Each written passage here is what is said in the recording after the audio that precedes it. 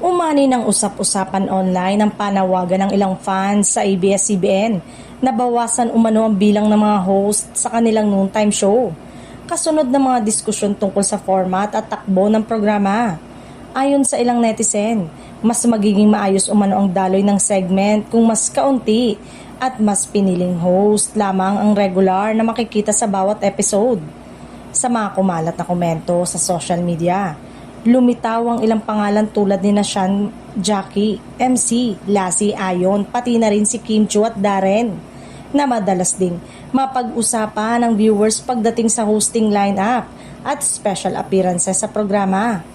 May ilang fans na nagsasabing hindi issue ang talento kundi ang dami lamang ng sabay-sabay na host sa iisang show.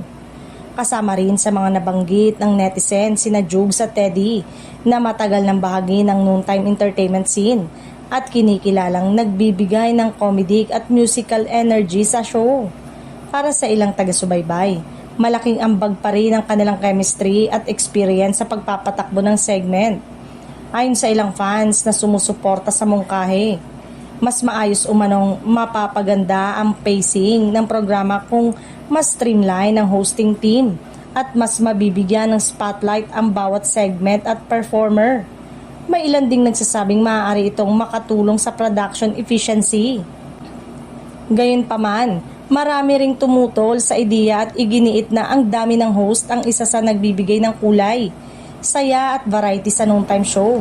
Para sa kanila, bahagi na ito ng identity ng programa at hindi dapat basta-basta binabawasan base lamang sa opinyon ng ilang viewers.